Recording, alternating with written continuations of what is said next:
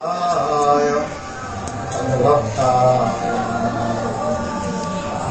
महावदन्नाय कृष्ण प्रेम प्रदायते कृष्णाय कृष्ण चैतन्य नाम्ने गौरातिसे नमः। हे कृष्ण करुणा सिंधु दीनबन्धु जगत्पति गोपेश गोपिका कांत राधाकांत नमोस्तुते। तप्त कांचन गौरांगी राधे वृंदावनेश्वरी वृषभानुसुते देवी प्रणमामि हरिप्रिये। ओं वृंदावै तुलसी देवै प्रिया वै केशवस्य च कृष्ण भक्ति पदे देवी सत्यवत्यै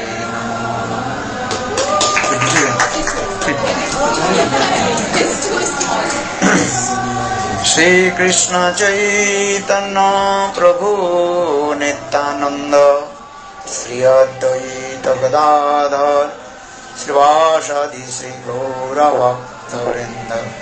हरे कृष्ण कृष्ण कृष्ण हरे हरे हरे राम राम राम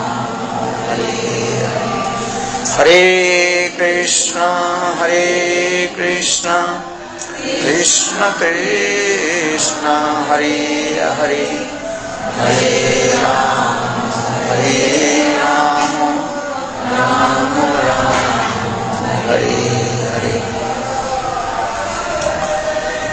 कौन सा भाषा में बोले? हिंदी में बोले? हाँ? वो लीलानंद कहाँ गए? हरे लीलानंद डीजे पे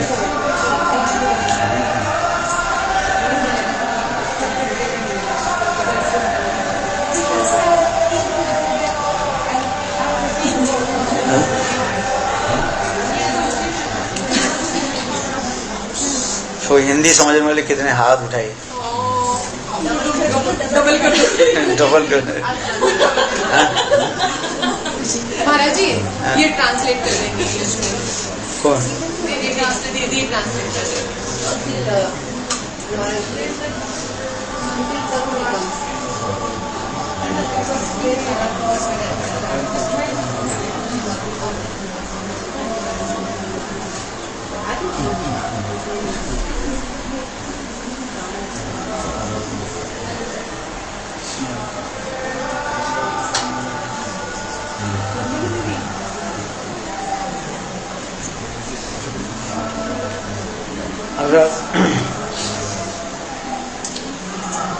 अरे तो आगे ऐसा नहीं, everybody come more for differentiate.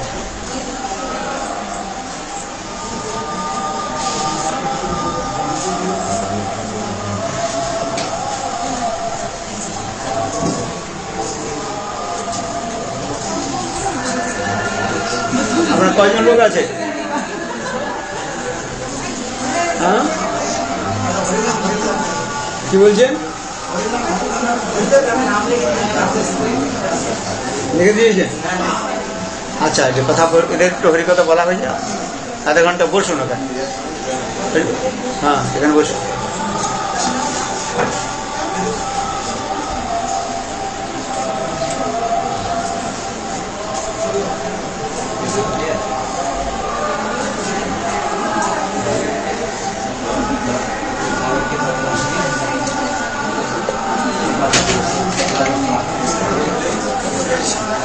तो श्री नवद्वीप धाम का स्वरूप हम लोग श्रवण कर रहे थे।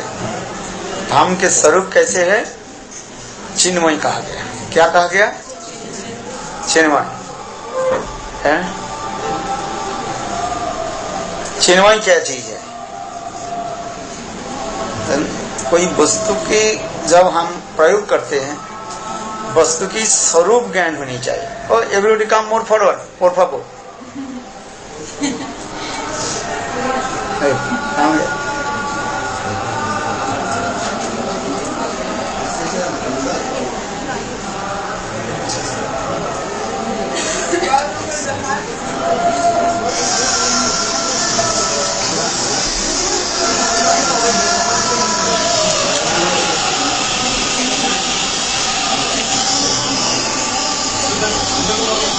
हाँ? वस्तु की स्वरूप ज्ञान होनी चाहिए, है?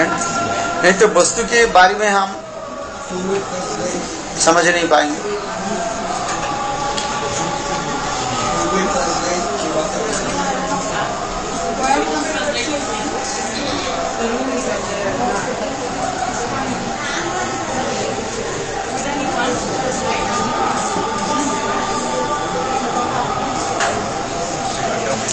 समझ में आता है क्या बोला है?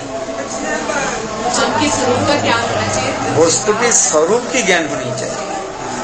If you know knowledge about the substance, you can understand what is the truth or what is the swarup.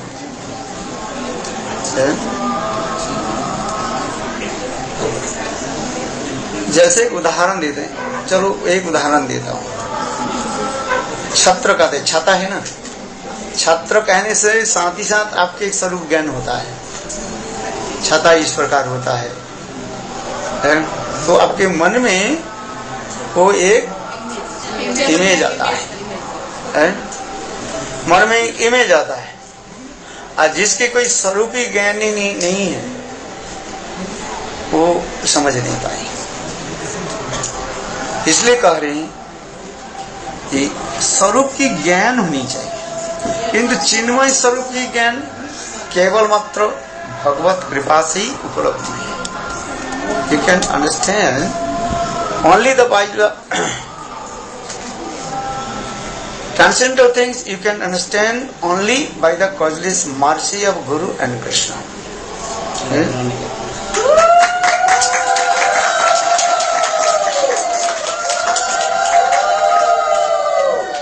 स्वरूप इसलिए कह रहे हैं, चिंतामणि रूप है এই গৌড় मंडल भूमि, चिदानंदमय धाम चिन्मय सकल। श्रील भक्तिविनोद ठाकुर यह वर्णन कर रहे हैं, यह गौड़ मंडल धाम चिंतामणि के समान और चिदानंदमय है। यहाँ की सभी वस्तुएं चिन्मय है। इस गौड़ मंडल में जो कुछ आप देख रहे हो, पशु पक्षी आदि से लेकर के मनुष्य जीव आदि जो देख रहे हैं, ये सब क्या है? चिन्मय चिदानंदमय कहा जाता है। यहाँ के सभी वस्तुएं चिन्मय है, किंतु चिन्मय क्या चीज है ये विषय आपको समझना चाहिए। चित्तमय चिन्मय जिसे कहते हैं ट्रांसेंडेंटल कहा जाता है, क्योंकि वस्तु की उपलब्धि तब होता है वस्तु के स्वरूप ज्ञान होने पर। क्या बताए? स्वरूप ज्ञान है। कोई वस्तु के स्वरूप ज्ञान, वस्तु के बारे में नहीं जानते, स्वरूप ज्ञान नहीं होगा। और वो स्वरूप ज्ञान भी तब होता है जब संबंध ज्ञान से, क्योंकि चिन्मय वस्तु वो केवल आप विद्या बुद्धि पंडित के द्वारा समझ नहीं सकते हैं। The transcendental thing you cannot understand with your only material knowledge. The transcendental things only you may understand by the causeless mercy of Guru and Krishna. इसलिए करे ईश्वरेर कृपालेश হয় তো যাহারে ईश्वर तत्व से ही जानी बारी पारे। ब्रह्मा जी भी कह रहे हैं, अथाति देव पदम्बुजदय प्रसाद लेशानुगृहीत एव हि जनाति तत्तं भगवान महिम्न न चन्नं एकोऽपि चिरन् विचिन्नन्। Four-headed Brahma, Chaturmukh Brahma, he recited this verse. Oh my Lord, without this mercy of Guru and Krishna, no one can understand your Sarupa. भगवान की कृपा बिना भगवान के स्वरूप ज्ञान उपलब्धि नहीं होगी, सीधी बात। किंतु अथाति देव पदाम्बुजदय प्रसाद लेशानु गृहीत एव हि जनाति तत्तं भगवान महिम्नो न चन्नं एको ओपि चिरन विचिन्न। चिरकाल तक कि संसार में भ्रमण करते रहे, भ्रमण करते रहे, विद्या बुद्धि वेद पांडित्य आदि के द्वारा उसके समझ नहीं पाएंगे। इसलिए उसी चिन्मय वस्तु के जानने के लिए एक ही उपाय क्या है? गुरु और भगवान की कृपा। यही कहते जा रहे हैं। इसलिए कह रहे हैं यह गौरमंडल धाम चिंतामणि के समान और चिदानंदमय है। यहाँ के सभी वस्तुएं चिन्मय है। भूमि चिंतामणि गणमय तयंग अमृतम कथा गानम नाट्यम गमन ओभी। उनकी भूमि कैसे चिन्मय कहा जाता है। जल आदि वृक्ष आदि जो कुछ भी देख रहे वो सब चिन्मय है। Whatever we are looking, everything is transient, चिन्मय। यहाँ पर एक प्रश्न उठता है, हम चिन्मय वस्तु के कैसे दर्शन करेंगे? ये चिन्मय वस्तु के दर्शन की उपाय क्या है? जड़ आंखों के द्वारा चिद वस्तु दर्शन नहीं होते, चिन्मय वस्तु दर्शन नहीं होते। With our material senses, we cannot realize the transcendental things. तो उसके दर्शन के लिए क्या चाहिए? चिन्मय आंख होनी चाहिए, जिसको कहा जाता है अपराकित नेत्र। क्या बताया? अपराकित नेत्र क्या है? Transcendental eyes. वो है क्या चीज? इसके बारे में कहते जा रहे हैं।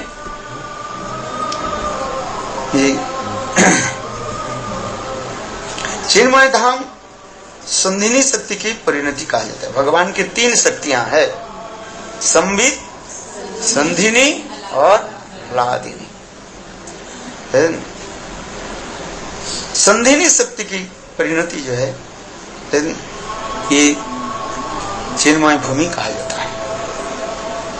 और संबित शक्ति के द्वारा चित्त ज्ञान अनुभव होता है। संबित, संबित माने ज्ञान, transcendental knowledge. Without transcendental knowledge you can not realise also what is चिन्मय। और ह्लादिनी शक्ति के द्वारा उस वस्तु के क्या होता है? आनंद उपभोग होता है। ह्लादिनी शक्ति स्वरूपिणी श्रीमती राधिका।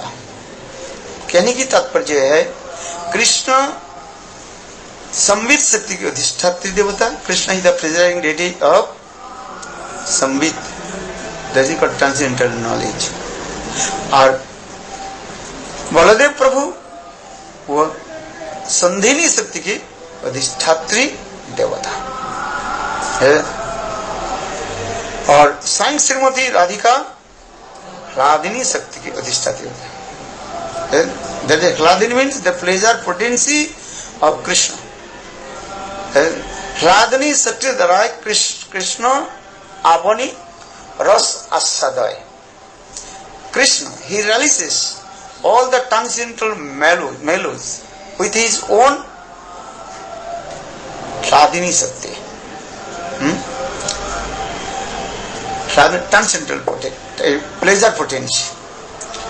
और ह्लादिनी शक्ति के द्वारा कृष्ण भी समस्त जीवों के रस आस्वादन कराते हैं।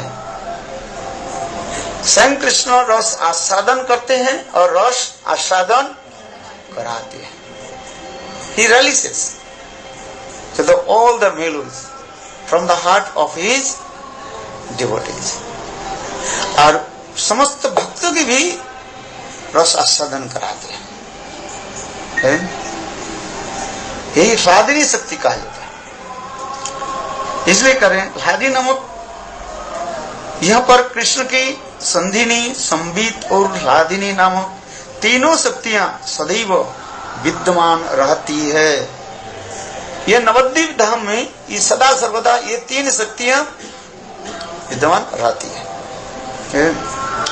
स्वरूप शक्ति ऋषि संधिनी प्रभाव ताहार परिणति यही धमेर स्वभाव। सर्व शक्ति की संधिनी के प्रभाव की परिणति ही इस धाम का स्वभाव है। अर्थात यह चिन्मय धाम संधिनी शक्ति की परिणति कहा गया है। ये संधिनी शक्ति की परिणति ये धाम स्वरूप है। प्रभु लीलापीठ रूपे धाम नित्य है, अचिंत शक्ति कार्य प्रपंचे गणाय, तबे से जय धामे देखे प्रपंचेर सम, बद्ध जीवे ताहे है अविद्यार विभ्रम। तो यहाँ पर एक प्रश्न उठा रहे हैं भक्ति विनोद ठाकुर, जो हम यहाँ पर जो वस्तु आदि देखते हैं ये चिन्मय है कि जड़ है, ये विचार करें। कहते सभी चिन्मय है, किंतु हमारे आंखों के सामने वो दिखाई नहीं पड़ता है। यहाँ पर पशु पक्षी वृक्ष लता आदि सभी चिन्मय है, अपराकृत है। इसलिए श्रीमद् महाप्रभु की लीला ललाम्भूमि होने से यह धाम नित्य है।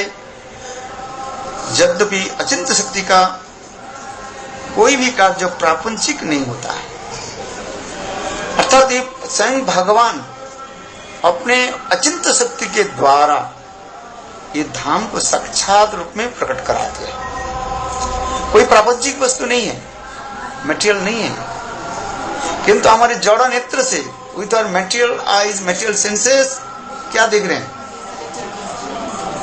तो जड़ वस्तु दिखाई पड़ता रहता है।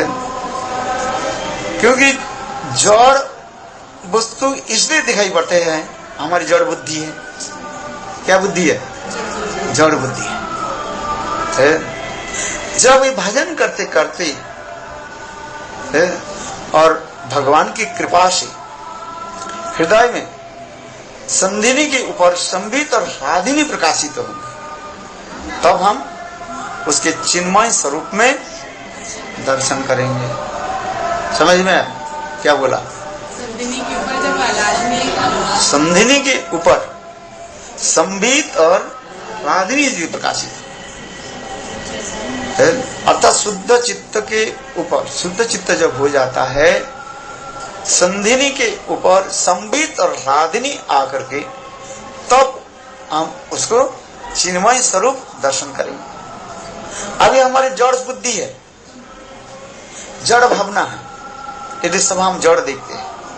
इस प्रकार उदाहरण दे रहे विश्वनाथ चक्रवर्ती पाद, कामुका पश्यन्ति कामिनीमय जगत है। क्या अर्थ है बताओ? है नहीं जानते? जैसे कामुक व्यक्ति सभी के कामुक देखते हैं, हम जैसे बुद्धि वाले होते हैं ऐसी बुद्धि वाले तो देखेंगे, जड़ बुद्धि वाले सब जड़ देखेंगे। है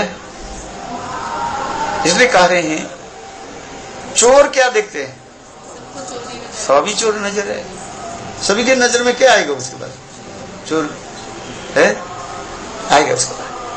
क्यों? कहीं नहीं कहीं अपने ऊपर वो आरोप, दूसरे के ऊपर आरोप लगा लेते हैं। मैं जैसे चोरी करता हूँ ये भी ऐसे चोरी करते, किसी न किसी में तो करते हैं, तो उसी प्रकार लगा लेते हैं। किंतु भजन करते करते, भजन की प्रभाव से ये जड़ बुद्धि जब हमारा हट जाएगी और उस समय शुद्ध चित्त यानी निर्मल चित्त हो जाएगा। उस निर्मल चित्त के ऊपर यानी संधिनी और उसके पश्चात संबित और राधिनी आकर के प्रकाशित होगी, तब ये चिन्मय भूमि दिखाई पड़ेगा। फिर पुनः प्रश्न आ रहे हैं, हम जो यहाँ पर जो बहुत लोगों के देख रहे हैं, ये है क्या चीज? ये लोग है क्या? बोले जितने भी लोग रह रहे हैं ये धाम में, धाम के ऊपर एक माया के माया जाल है, यही है द नेट ऑफ माया, माया जाल है। उस माया जाल के ऊपर सभी दौड़ रहे हैं। इसलिए कर भक्तों ठाकुर कह रहे हैं, कृपा करी माया जाल उठाई जखन, आंखी देखे सुविशाल चिन्मय भवन। जब भगवान की ऐसी जोग में अर्थात महामाया हट जाती है और जोग माया प्रकाशित होती है, उस समय उनके चिन्मय वस्तु के दर्शन होते हैं। इसलिए कहते स्वरूप शक्ति जय संधिनी प्रभाव ताहार परिणति धामेर स्वभाव। प्रभु लीला पीठ रूपे धाम नित्य है अचिंत शक्तिर कार्य प्रपंचे गणाय तभी जो है धामेर देखे प्रपंचेर सम बद्ध जीविता है अविद्या विभ्रम।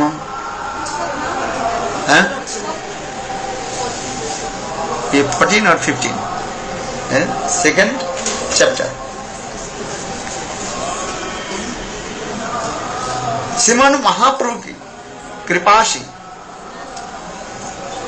बद्ध जीव का जब अविद्या यानी माया हट जाती है तब चिन्मय धाम के दर्शन होते हैं। इसलिए करें ये स्वयं चैतन्य महाप्रभु की लीला ललामभूमि कहा गया।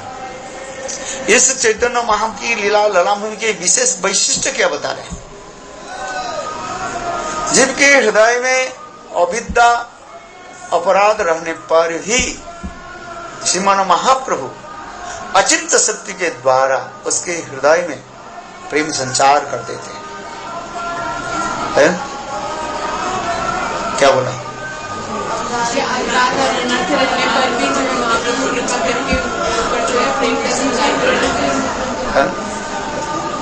बोले कैसे संभव है? अंधकार हट जाए तब तो है सूरज के तेज रोशनी आने के साथ ही साथ अंधकार दूरीभूत हो जाता है। The rays of sun coming automatically darkness disappear। जब तक सूर्य की रोशनी नहीं पहुंचे, घर में नहीं पहुंचे, तो घर के अंदर में क्या रहता है? अंधकार रहता है, अंधेरा रहता है। और सूर्य की रोशनी आने के साथ ही साथ अंधकार हट जाती है और घर उजाला हो जाती है। पहले क्या होनी चाहिए? सूर्य की रोशनी आनी चाहिए, है उजाला। सूर्य की रोशनी और साथ ही साथ अंधकार दूर हो जाए। किंतु महाप्रभु की लीला में कह रहे हैं अविद्याग्रस्त है जीव के हृदय में भगवान चैतन्य महाप्रभु अपने अचिंत शक्ति के द्वारा पहले उनके हृदय में प्रेम संचार कर देते हैं और साथ ही साथ उनकी सारी अविद्या यानी काम क्रोध के जो है दूरीभूत कर देते हैं, नष्ट कर देते हैं। जैसे श्रीमद् भागवत में कहते हैं विकृतं ब्रजवधो विधंच विष्णु श्रद्धान्वितो अनुसन्नत वर्णे दथ भक्तिं परांग भगवती त्वदिलब्ध कामो हृद्रोगं आसु अपैनति अचिरेण धीरा। श्री सुखदेव गोस्वामी पाद वर्णन कर रहे हैं ये रासलीला की कृष्ण की रासलीला की ऐसे एक विशेष वैशिष्ट है। इस रासलीला कथा को कोई अत्यंत श्रद्धा के साथ है कोई श्रवण करे है तो उनके हृदय से नहीं, पहले उनके हृदय में प्रेमा भक्ति उदित कर देंगे और इसके पश्चात काम क्रोध आदि दूर हो जाएगा। विकृतं ब्रजवधू विधांच विष्णु श्रद्धान्वितो अनुसन्नाद वर्णे दत्त भक्तिं परांग भगवती प्रतिलभ्य काम। भक्तिं परांग पराभक्ति को प्राप्त कर लेता है? कब प्राप्त कर लेता है? जीव के हृदय में अभी क्या रह रहे? अनर्थ रहे, काम क्रोध आदि रह रहे और काम क्रोध आदि की अवस्थाओं में पराभक्ति कैसे प्राप्त कर लेंगे? पराभक्ति के प्राप्ति करने के लिए परा माने श्रेष्ठ भक्ति। श्रेष्ठ भक्ति ब्रजवधियों के साथ कृष्ण के साथ जो रासलीला आदि की कथा वर्णन हो रहा है उस रासलीला की कथा को वो कैसे वो हृदय में धारण कर पाएंगे जिसके हृदय में काम क्रोध आदि है? इसलिए कह रहे भक्तिं परांग भगवती प्रतिलब्ध काम। बोले ना वो प्रेम प्राप्ति कर लेते हैं। कैसे? ना भगवान की अचिंत्य शक्ति के प्रभाव है, अचिंत्य शक्ति के प्रभाव से वो पराभक्ति को प्राप्त कर लेते हैं। अथवा कुछ गोस्वामी पाद कहते हैं, सूर्य के रोशनी आने के साथ ही एक ही साथ में दोनों कार्य होती है। ये सूर्य की रोशनी हमारे घर में प्रवेश किया, कमरे में प्रवेश किया, और साथ ही साथ अंधकार दूर है, एक दूसरे के साथ ही साथ है, अपचय नहीं कर रहे। तो उसी प्रकार कहते हैं भगवान की अचिंत्य शक्ति के एक प्रभाव कहा गया।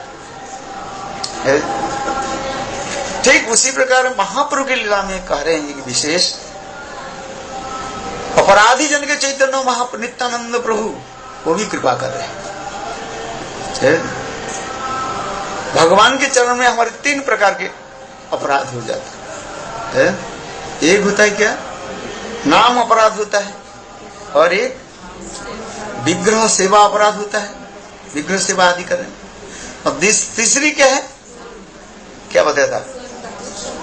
स्वरूप में अपराध, भगवत स्वरूप में जो अपराध है। क्या बोला समझ में? नाम करते हैं, नाम अपराध होते हैं। ये 10 प्रकार जो नाम अपराध के बारे में कहा गया, यदि ठीक से पालन नहीं किया नाम अपराध हो जाता है। शतांग निंदा, कई संत महात्मा के आपने क्या किया? निंदा कर दी, तो अपराध हो जाता है, नाम अपराध में चले जाते हैं। दूसरी क्या है? शिव आदि देवता के साथ, कृष्ण के साथ समत्व बुद्धि करना, समान बुद्धि करना, ये नाम अपराध में आता है। तीसरी अपराध क्या है? गुरु अवज्ञा। गुरु अवज्ञा क्या है? What is the means? गुरु अवज्ञा, डिसऑनर टू गुरुदेव। गुरु में मर्त बुद्धि जब हो जाता है, मर्त बुद्धि है क्या? वो हमारे भांति तो शरीर वाले है, ऐसे जब बुद्धि रखने वाले उसकी कहा जाता है गुरु अवज्ञा। ये कहते जा रहे हैं। गुरुदेव के प्रति प्रगाढ़ श्रद्धा निष्ठा आदि रखना पड़ता है। जब तक गुरु के प्रति हमारे प्रगाढ़ श्रद्धा निष्ठा नहीं आ रहा है तो प्रकाशित नहीं है। जस्य प्रसादात भगवत प्रसाद, जस्य प्रसादाद न विकृतयोपि ध्यान से वंश यशस्त्री संधान वंदे गुरु श्री चरणान। जिनकी कृपा होने से भगवान की कृपा होती है। ठीक उसी प्रकार कह रहे हैं, महाप्रभु की लीला में विशेष एक दिखा रहे हैं। नाम अपराध के बारे में तो 2-3 कहा गया। विग्रह सेवा में अपराध भी होता है, विग्रह सेवा में अपराध हो जाता है। किसी के सेवा हम करने के लिए जाए कहीं न कहीं तो अपराध होगा। रसोई बना रही है, आग की ताप लगती कि नहीं लगती है? लगता है। ठीक उसी प्रकार किसी कोई वैष्णव के बाद गुरु के जब हम सेवा आदि करते हैं, कहीं न कहीं विग्रह आदि सेवा में, भगवत वैष्णव आदि सेवा में कहीं न कहीं हमारा अपराध हो जाता है। इसलिए विग्रह सेवा की सेवा में जो अपराध, उसकी दूर करने के लिए विग्रह के निकट क्या करनी चाहिए? तप सिद्धि करना पड़ता है। जब तक तप सिद्धि नहीं करोगे, विग्रह की सेवा अपराध आपके पीछे चलते रहे। और तीसरी कहा गया स्वरूप में अपराध, साक्षात भगवत स्वरूप और उनके चरण में मैंने अपराध कर दिया। जैसे दुर्योधन दुशासन आदि स्वयं भगवान को सामान्य मनुष्य समझने लगे, सामान्य मनुष्य, ये अपराध होता है, स्वरूप में अपराध। और विशेष करके महाप्रभु की लीला में क्या दिखा रहा है? जगाई माधई के उद्धार की लीला में नित्यानंद प्रभु ने क्या की? उनकी कृपा कर दी है। जगदानंद बंदोपाध्याय और माधवानंद बंदोपाध्याय, जिसको कहते हैं जगाई माधई, उच्च ब्राह्मण कुल में जन्म लेकर के भी दुष्कर्म आदि करते थे, है? मदिरा पान आदि करते थे, शराब पीते थे, है? अनेक प्रकार के जो है दुष्कर्म आदि करते थे, है? तो उसके फल ऐसे जगाई माधई के नित्यानंद प्रभु ने कैसे कृपा की? महाप्रभु नित्यानंद तो इतने ही तो बोला तुम कृष्ण कहो, और वो दोनों ने इतने शराब पी करके रखे हुए थे और नित्यानंद के ऊपर आक्रमण करने लगे। हरिदास ठाकुर और अद्वैत आचार्य तो किसी प्रकार से प्राण लेकर के निकल गए, किंतु देखो नित्यानंद प्रभु उन निकट जगाई माधई के निकट पहुंच गए, है? और इतना ही तो कहा नित्यानंद प्रभु, भाइयों तुम लोग एक बार कृष्ण नाम करो, बोलो हरे कृष्ण कृष्ण कृष्ण हरे हरे, हरे राम राम राम हरे हरे। यही तो नित्यानंद ने बोला, किंतु वो लोग उल्टा समझा, है? उल्टा की क्या समझे? बंगाल में एक रीति होता है, कोई व्यक्ति जब मर जाता है ना, शरीर छोड़ देते हैं, उसके तो शमशान में ले जाने के पहले 4 व्यक्ति जो है उसको कांध पर लेकर के जाते हैं। देखा आपने? राम नाम सत्य है, सत्य करने से करते हैं। तो उसके पीछे पीछे लोग क्या करते हैं? हरि नाम करते हैं।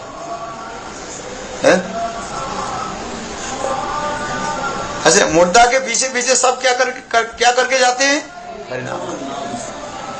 और फिर वो मुर्दा के जब जलाते हैं, जितने समय तक जल 1 घंटे 2 घंटे तक जलते रहे, और उस समय कुछ लोग ऐसे होते हैं वो केवल वही महामंत्र करते हैं, ऐसा जब तक मुर्दा जल करके छाई भस्म नहीं हो जाए तब तक ऐसे कुछ लोग जो है वो मृदंग बजाते हैं, करतल बजाते हैं और हरिनाम करते हैं।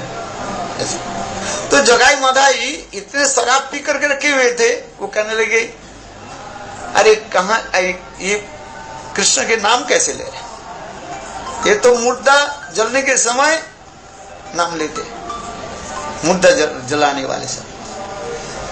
ऐसे करके जगाई माधई ने किया कि नित्यानंद प्रभु के ऊपर आक्रमण किया,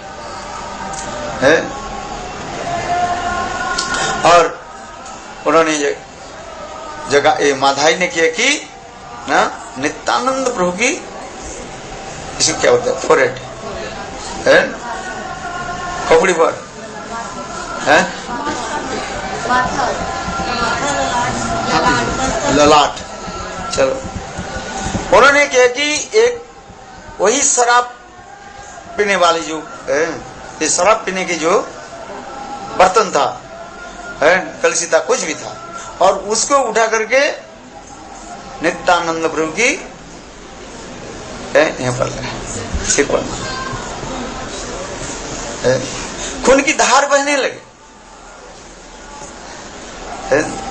महाप्रभु के जैसे समाचार मिले, महाप्रभु के समाचार मिलते ही महाप्रभु बहुत क्रोधित हो गए, महाप्रभु दौड़ करके आए, और महाप्रभु ने उस समय इतने विष्णु भाव में इतने अविष्ट हो गए, हाथ उठा, ऊपर हाथ उठाया और चक्र के स्मरण करने लगे, चक्र सुदर्शन चक्र आ गए, और सुदर्शन चक्र जब पहुंच गए जगाई माधई देख करके डरे। उस समय नित्यानंद प्रभु ने किया कि महाप्रभु की चरण पकड़ करके कहने लगे, प्रभु इस अवतार में आपने तो प्रतिज्ञा की है, he already took भाव। राम आदि अवतारे क्रोधे नाना अस्त्र धरे, एवे अस्त्र ना धरिलो प्राणे कारो ना मारिलो, हरि नाम दिया करिलो उधार, बोलो वृंदावन बिहारी लाल की है। राम आदि अवतार में कृष्ण है क्या की, क्रोध से उन्होंने सारे असुर के मारा है अपने अस्त्र के द्वारा। इसे कहते राम आदि अवतारे क्रोधे नाना अस्त्र धरे। किंतु गौर अवतार में महाप्रभु ने क्या प्रतिज्ञा ली, इस अवतार में किसी को तो मारना ही नहीं है, मारेंगे नहीं है? और सभी का उद्धार कर देंगे है? इसलिए जब नित्यानंद प्रभु गौर सुंदर के चरण पकड़ करके कहने लगे, उनके स्मरण दिलाया, जे आपने जो प्रतिज्ञा की थी उसका पालन करें है? मानो उसी समय जब नित्यानंद प्रभु ने महाप्रभु के निकट इतना ही प्रार्थना कर दी, ये प्रभु इस अवतार में आपने तो बताया अस्त्र नहीं धारण करेंगे, इसलिए आप अस्त्र मत धारण कीजिए अस्त्र है। तब उस समय देखो उस सुदर्शन चक्र चले गए है, और उस समय जगाई मोधाई है, नित्यानंद प्रभु की चरण में जाकर क्षमा प्रार्थना किया है, और महाप्रभु के चरण में आ गए। तो अब दोनों की चैतन्य महाप्रभु ने कृपा कर दी। इसलिए कहते हैं नित्यानंद प्रभु की ऐसे विशेष स्वरूप बता रहे हैं। अपराध होने पर भी नित्यानंद प्रभु सभी के प्रेम प्रदान कर रहे हैं, अपराध रहते हुए पर, किंतु भगवान की अपराध होने पर भगवान उसे कृपा नहीं करते है। कृष्ण लीला में यही एक दिखा रहे हैं, और महाप्रभु की लीला में इसके उदार जो दिखा रहे हैं। और फिर महाप्रभु की लीला में विशेष करके जो है साधक भजन करते करते जब भाव और जब प्रेम दशा में आ जाते हैं, तो उस समय संग चैतन्य महाप्रभु एक ही साथ में 7 प्रकार के जो भावों के जीव के हृदय में प्रकाशित करते, उदित करा देते हैं। वो 7 क्या चीज है? पहली जो है सौसर्ज माने वेरी ब्यूटीफुल वॉइस साउंड है। कृष्ण की सरध्वनि जो है, सरध्वनि समझते, the sound of the flute इतने मधुर है, केवल कृष्ण की वंशित ध्वनि एक बार कोई श्रवण करे वो पागल हो जाए। ठीक उसी प्रकार चैतन्य महाप्रभु जीवों के हृदय में ऐसे सुंदर मधुर स्वर यानी भावों की प्रकाश करते, सौसर्ज्य सुंदर स्वर प्रकाशित करते हैं। कृष्ण भी किया, हम कृष्ण के साथ महाप्रभु के साथ कुछ तुलना भी कर रहे हैं। कृष्ण जो कुछ भी किया वो केवल वृंदावन में है, वृंदावन के बाहर नहीं। और चैतन्य महाप्रभु ने क्या की, वृंदावन के अंदर वृंदावन के बाहर सर्वत्र प्रेम प्रदान कर रहे हैं। इसलिए कह रहे हैं जारे देखे तारे कहे है, जारे देखे तारे कहे कृष्ण हमारे किन्या ना, जारे देखे तारे कहे दंते तीनों धरी हमारे किन्या लोह। नित्यानंद की कृपा बता है, ये नित्यानंद प्रभु कह रहे हैं एक बार कोई गौर सुंदर के नाम ग्रहण कर ले बस नित्यानंद प्रसन्न हो जाते हैं, और नित्यानंद प्रभु की कृपा से हम धाम दर्शन कर सकते हैं। यही विशेष वैशिष्ट है। इसलिए यहाँ पर करे प्रभु लीला पीठ पीठ रूपे धाम नित्य है, अचिंत शक्ति कार्य प्रापंचिक नय। ये महाप्रभु जो लीला आदि जो है ये चिन्मय है। ये किसी न किसी ब्रह्मांड में ये लीला चल रही है।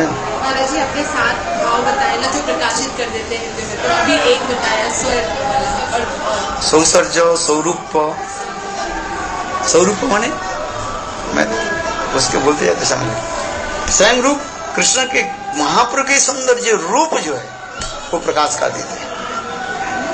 जिस रूप के चैतन्य महाप्रभु ने स्वरूप दामोदर रायरमंद के साथ है दिखाया, क्या दिखाया है? वो जो स्वरूप जो था स्वयं महाप्रभु की स्वरूप का है, वो स्वरूप का दर्शन कर रहा है।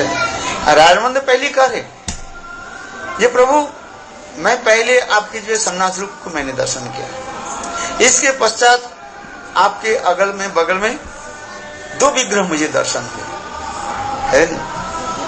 एक सुंदर महिला कांचन पंचालिका जैसे, कांचन पंचालिका समझते हो, सोने के पुतली जैसे है, ऐसे कांचन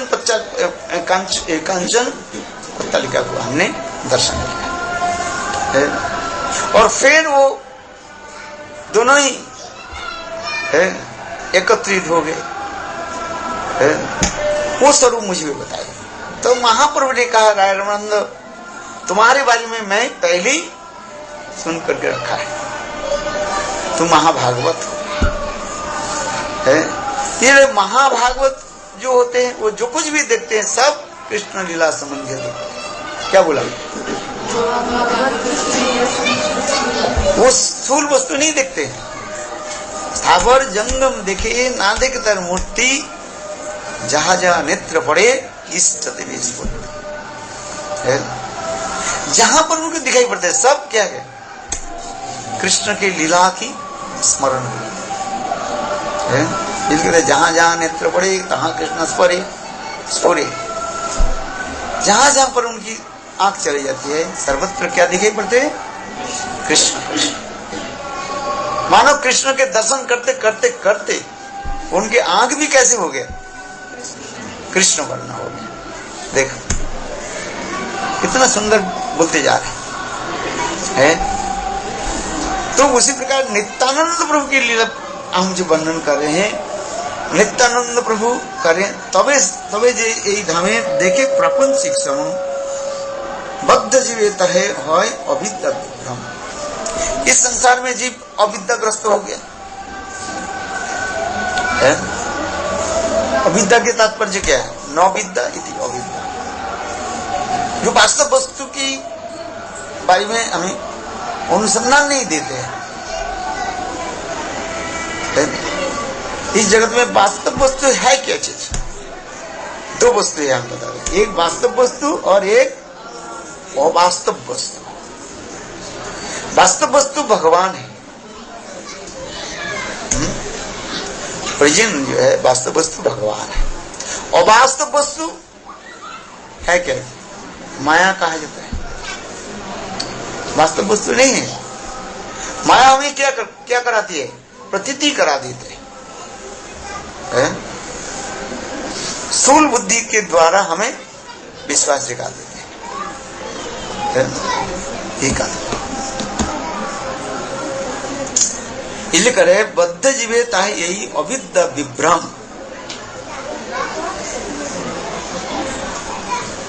यद्यपि अचिंत शक्ति का कोई भी कार्य प्रापंचिक नहीं होता, फिर भी बाहरी शक्ति के यह धाम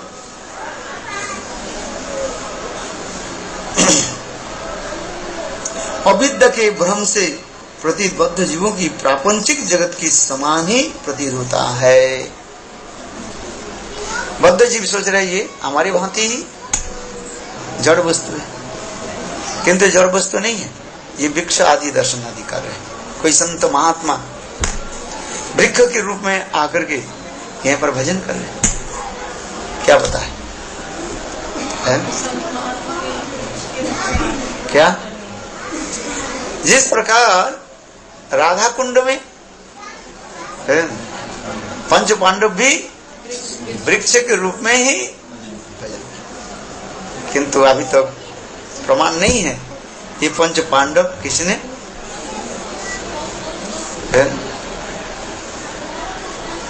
राधा जी की प्रेम प्राप्ति किया। समझ में आया? राधा कुंड में रह करके पंच पांडव वृक्ष के रूप में तपस्या आदि की, किंतु प्राप्ति नहीं। क्यों प्राप्ति नहीं हुई बताओ? है नहीं, ये पंच पांडव जो है युधिष्ठिर, भीम, अर्जुन, नकुल, सहदेव, ये लोग तो भगवान के नित्य परिकर है। हस्तिनापुर द्वारका के परिकर माना जाता है। उनकी स्वरूप में है क्या चीज? तो द्वारका व मथुरा की स्वरूप है उसमें, वैसे स्वरूप। इसलिए वो लोग माधुर्य भाव को व राधा के भाव को प्राप्त कर नहीं पाए। वो भी छोड़ दीजिए, कृष्ण के अत्यंत प्रिय मित्र उद्धव जी, वो भी जनाजनी राधा कुंड के समीप कुसुम सरोवर, और कुसुम सरोवर की उल्टी तरफ उद्धव, वहां पर भी उद्धव आज तक भी तपस्या कर रहे हैं, तभी भी उनकी प्राप्ति नहीं। कारण यह है जीव गठन के समय जीव manifested from Lord's marginal potential, उस समय जीव के हृदय में क्या भगवान ने क्या दे दिया? एक पोटेंशियल दे दिया। वो दासो, सखो, वात्सल्य, माधुर्य, कोई नहीं कोई एक पोटेंशियल है। अभी तो दिखाई नहीं पड़ता है, क्योंकि भजन करते करते साधक जब आसक्ति भाव दस में आ जाते तो अपने स्वरूप की उपलब्धि हो जाती है, और वो कभी परिवर्तन नहीं होते। तो यहाँ पर अभी प्रश्न भी होता है, और किसी के दास्य भाव में आ गया, किसी के सख्य भाव में, किसी के वात्सल्य भाव में, किसी के माधुर्य भाव में। तो मैंने कौन से काम किया? मेरा अपराध क्या है? समझ में आया?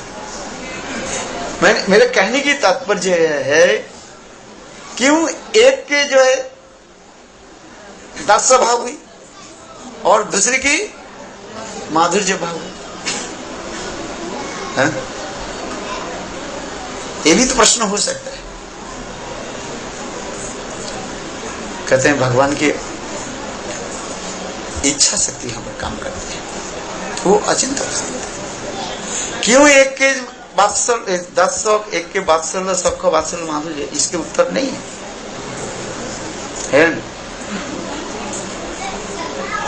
जीव गठन के समय ही कोई न कोई पोटेंशियल रूप में है आपके पास।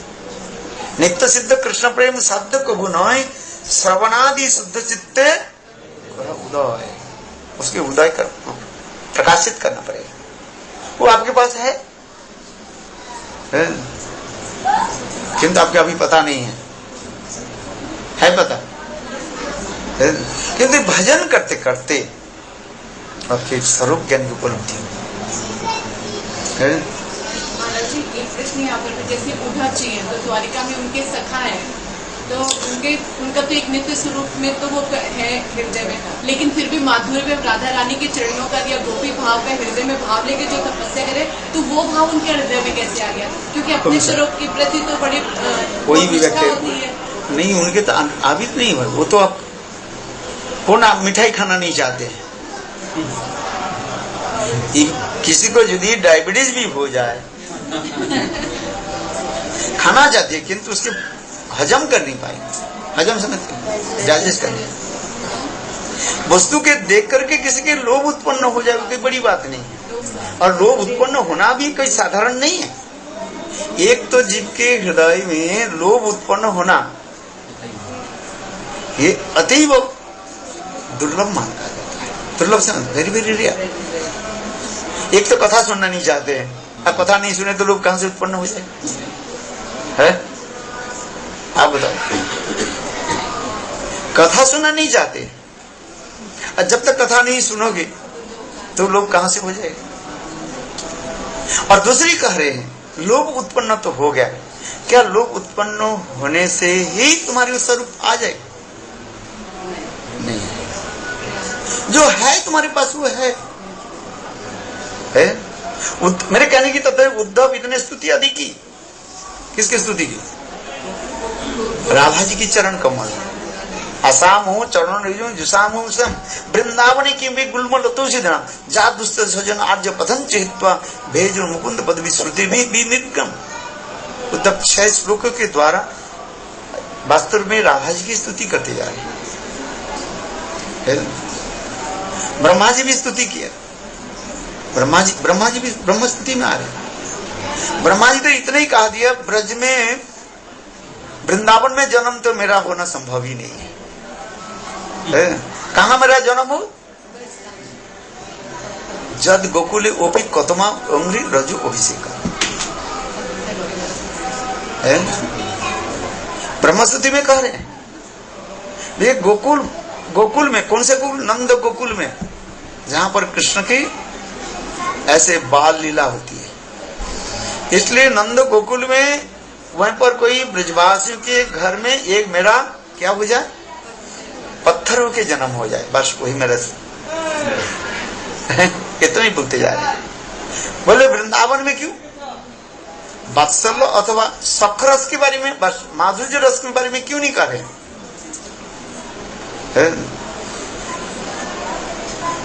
क्योंकि ब्रह्मा जी के कहा जाता है उसके स्वरूपगत जो कहा जाता है आधिकारिक दास्य कहा जाता है। क्या बताए? आधिकारिक, वो भी ऐश्वर्य युक्त है, जिसके जो स्वरूप होता है वो उसमें ही वो रहते हैं। तो उद्धव के लोभ तो हुआ, उद्धव के लोभ हो गया। राधा जी की ऐसी प्रेम महात्मा की दर्शन करके, प्रेम महिमा को दर्शन किया, और दर्शन करके उद्धव आश्चर्य हो। कहते हैं देखो वृंदावन में एक धूल कणा होकर के मेरा जन्म हो जाए। कतमा उंगरी क्या बोले?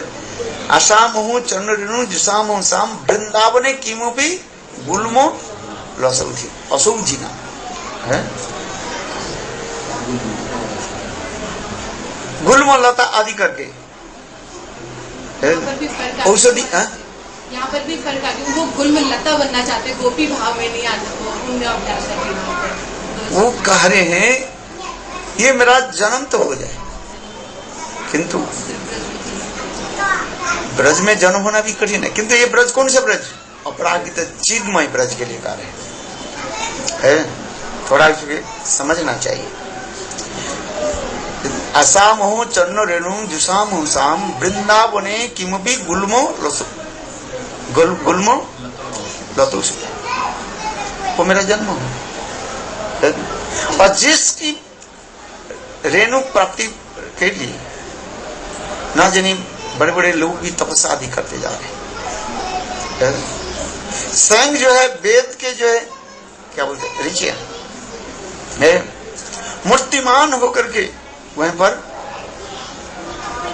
तपस्या आदि कर रहे। तो ये समस्त जो भावना दिखाते जा रहे, लोभ उत्पन्न हो गए, किंतु लोभ उत्पन्न होने से भी प्राप्ति हो गई, ये भी कारण नहीं दिखा रहे। लोभ तब होता है जब वो 3 नियम के पालन करके बैठते हैं, तब लोभ उत्पन्न होता है। और इसके पहले वो लोभ नहीं है। एक साधक के हम कहते हैं जो है लोभ उत्पन्न हो गया। लोभ कैसे हो गया? कृष्ण भक्ति रसभावितमति क्रियतां यदि कुतोपि लभ्यते तत्रापि लौल्य मूल्यं जन्म कोटि सुकृत न लभ्यते। अनेक जन्म के सुकृति के द्वारा जो वस्तु प्राप्ति नहीं होती।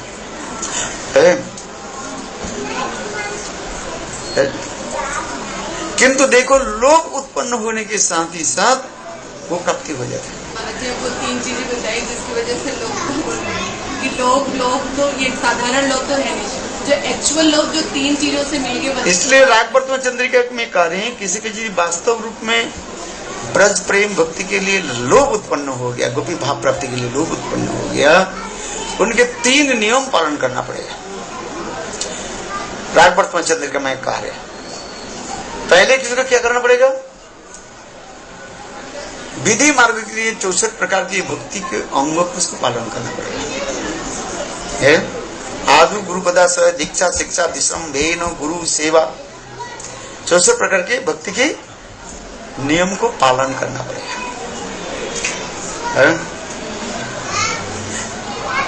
विधि भक्ति में जो अंग दिया गया, नियम दिया गया, वो नियम को वास्तव रूप में पालन करना पड़ेगा।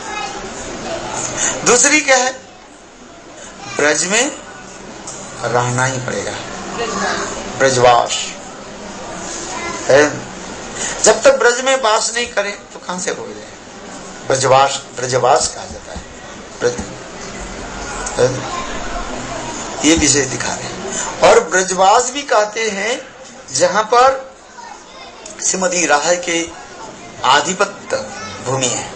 आधिपत्य समझे, श्रीमती राधा के एकमात्र जो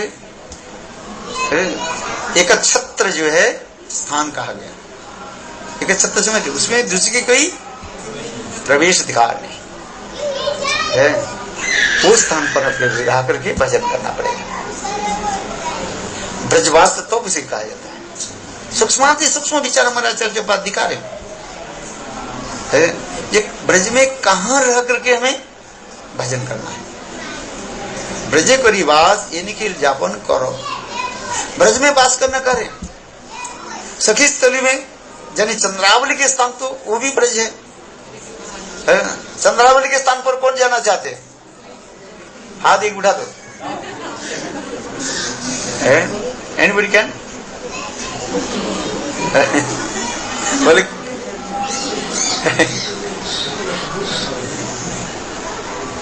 राधा कुंड में रह करके कौन भजन करना चाहते हैं सर? लेफ्ट हैंड वाला नहीं, राइट हैंड। राधा कुंड में रह करके भजन करना चाहिए, वास्तव के सत्य है। क्योंकि राधा कुंड जो है ऐसे अनुष्ठ स्थान है, दिव्य स्थान है, जहां पर और किसी की प्रवेश अधिकार नहीं है। मेरे कहने की तात्पर्य है, जटिला कुटिला तो कोई प्रवेश नहीं कर सकती है।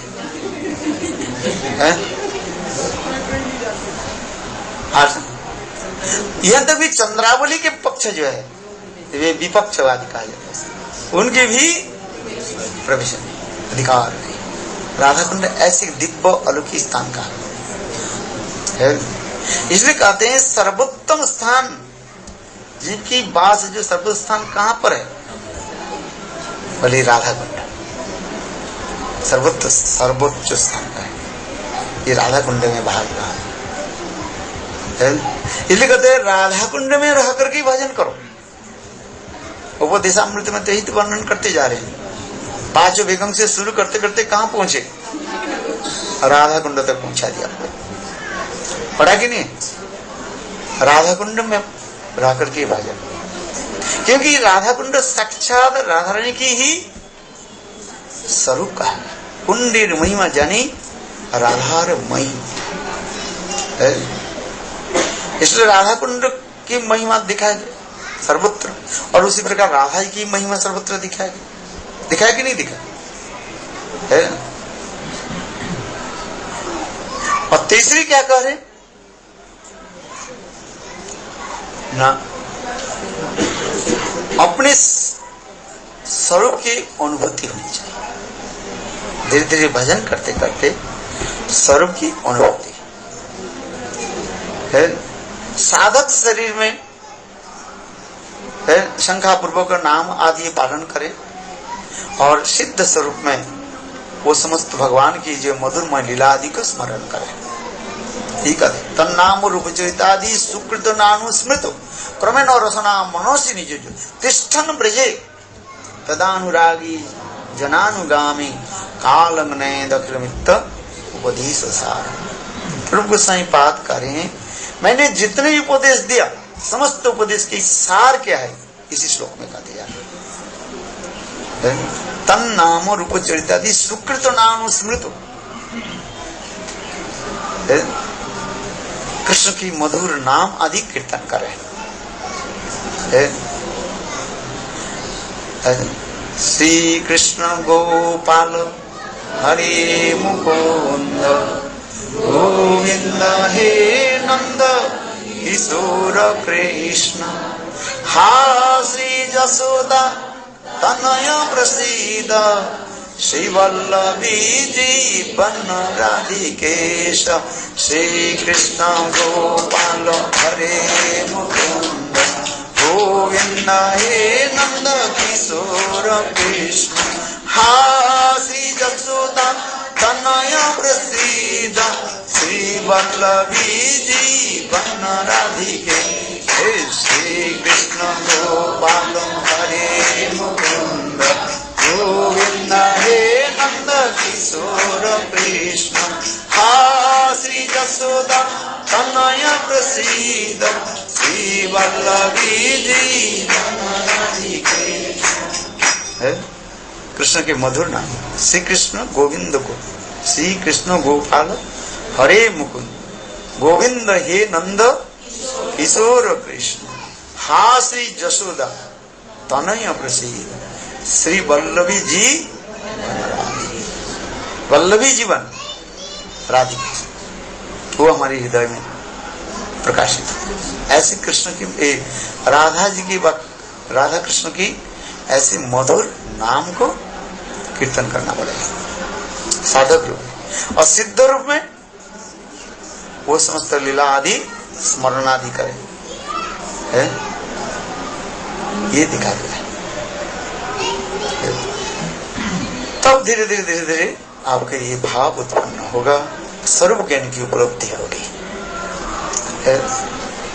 क्योंकि जितने परिमाण हम जड़ वस्तु के हटाते जाएंगे और चिन्मय वस्तु अपने आप उदित हो प्रकाशित हो।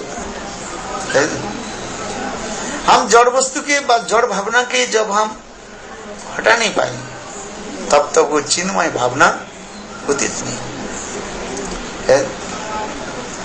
हमारे रघुनाथ दास उसमें लिखा है, अनारब्ध राधा पदाम्बुजरेणु अनाश्रित बिंदा अटवी तत्पदांका असंबस तद्भाव गंभीर चित्तान कुछ सैम सिंधु रससावका।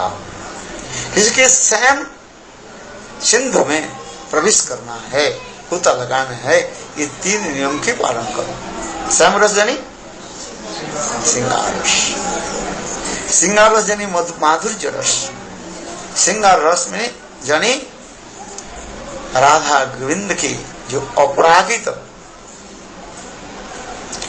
है परक के जो भाव उसके लिए कहा जाए। अपरागित कृष्ण राधा कृष्ण की अपरागित जो परकीय भाव में प्रवेश करना ये साधारण नहीं है। एक दिन मैंने कहा था ब्रज में दो प्रकार की भक्ति दिखाई, ये संबंधात्मिका और एक कामात्मिका। संबंध के साथ सेवा होती है। जैसे नंद जसोदा सुबल सिदाम ये भी तो कृष्ण की सेवा करते हैं, किंतु ये लोग जो सेवा आदि करते हैं संबंध के साथ है। और कामात्मिक गोपियों की जो सेवा जो है वो है अपरागित तो काम भावना के द्वारा सेवा करते हैं। इसमें कामात्मिका भक्ति का है, वो कामात्मिका भक्ति हो जाए। यहाँ पर कामात्मिका काम शब्द जो व्यवहार हुई उसे कहा जाए ये है प्रेमैव गोपीनां कामैव मित्त विधीयते।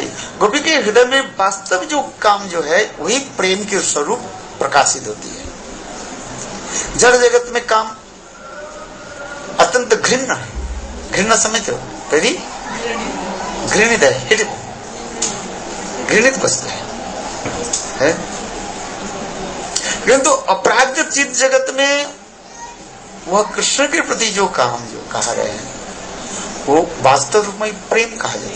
ये कहते प्रेम ही वो गोपा रमानम काम ही मित्र विधीयते। प्रेम ही वो गोपा रमन, गोपियों की जो प्रेम जो है वही अप्राकृतिक काम कहा गया। पर शब्द क्या बैठाएगा? अप्राकृत काम कहा गया, प्राकृत तो नहीं। प्राकृत स्त्री पुरुषों की कोई क्रीड़ा नहीं है, वो अपराकृत वस्तु है। इसलिए कामात्मक भक्ति के फिर दो विभाजन करके दिखाया। क्या क्या? और संभोग इच्छा है। अर्थात संभोग इच्छा में कहने की तात्पर्य है ललिता विशाखा आदि ये समस्त सखियां कभी कभी कृष्ण के साथ स्वतंत्र रूप में मिलती हैं, किंतु और एक तत् भविष्य आदमी का कहा जाता है। वो एकमात्र राधा जी की जी सखियां जो है विशेष करके नित्य सखी एंड प्राण सखी के हृदय में विराजमान। सब सखी के नहीं, राधा जी के 5 प्रकार के सखी बताया गया। सखी, नित्य सखी, प्राण सखी, पृष्ठ सखी, प्रिय सखी एंड प्राण पृष्ठ सखी, ये 5 प्रकार के सखी बारे में है। ये 2 नंबर और 3 नंबर जो सखियां राधा जी की सखियां जो है उसी की मंजरी का नित्य सखी और उसी की कहा जाता है मंजरी। इसमें विशेष विचार विषय भी है। उसमें मंजरियों की विशेष वैशिष्ट्य क्या है? राधा जी के प्रति एकांतिकी निष्ठा। एकांतिकी जैसे निष्ठा नहीं हो रहे, राधा जी भी उनकी स्वीकार नहीं करेगी। इसको अच्छी तरह से समझे। राधा जी तब स्वीकार करेगी जब उनके प्रति निष्ठा तो है किंतु एकांतिक निष्ठा है। राधा बिना वो लोग नहीं रह सकते। जहां जहां राधा जी जाती है और जहां जहां राधा जी अपने चरण कमल को रखती है वहां पर मंजरियों की सेवा और मंजरियां वहीं पर आती है। यही तो कहते जा रहे हैं। इसलिए तत् भाव इच्छा, इसमें उसमें भावोल्लास रति आदि के भी बारे में कहा गया। दूसरी बात है राधा जी के सारे भाव उनके हृदय में क्या हो जाते हैं? तदात्मिक हो जाते हैं। जिस प्रकार लोहे के यदि आग में रखा जाए, आग जैसे उसी में तदात्म प्रवेश, ठीक उसी प्रकार ये समस्त मंजिल में राधा जी की सारे भाव उसमें अपने आप संचारित हो जाते हैं। एक विशेष वैशिष्ट्य, वही मंजरियों की विशेष वैशिष्ट है। अभी महाप्रभु की लीला में हम जो दर्शन वर्णन होते जा रहे हैं, ये तो कृष्ण लीला में कहते। महाप्रभु की लीला में क्या है? महाप्रभु की लीला में ये दिखा रहे हैं, ये महाप्रभु किसी के जो है भेदभाव नहीं किया। अनर्पित चरिंग चिरात चिरात कुरने अवतरण करो समर्पयते उन्नत उज्जवल संसभुक्ति श्याम हरि पुरुष सुंदर दुधि कदम संदीर पिता सदा हृदय कंदेश परतु वह चैतन्य महाप्रभु के बारे में ऐसे वर्णन कहते हैं जी। चैतन्य महाप्रभु जो प्रेम प्रदान कर रहे हैं उनकी प्रकट लीला में जो प्रेम प्रदान कर रहे हैं, उस समय चैतन्य महाप्रभु ने किसी के भेद विचार नहीं किया। कोई अधिकारी है, कोई अनधिकारी नहीं है, महाप्रभु ये भी नहीं देखा। जारे देखें तारे देन प्रेम बिलाइया है। whatever who are coming in front of Chaitanya Mahaprabhu, महाप्रभु इन क्या बोलते हैं उसके प्रेम प्रदान करते लोग, डिस्क्रिमिनेशन नहीं करते। जिस जाके देखे तारे देन प्रेम बिलाई है नो अब तारे विचार ना करीला। महाप्रभु की लीला, महाप्रभु की वैशिष्ट्य इस अवतार में चैतन्य महाप्रभु विचार नहीं किया ये अधिकारी है कि अनधिकारी, ये तो बात चैतन्य है। ये विशेष वैशिष्ट्य दिखा। है? इसलिए यहाँ पर कह रहे हैं अचिंत शक्ति के एक विशेष वैशिष्ट भी दिखा रहे महाप्रभु की लीला में और महाप्रभु के धाम में।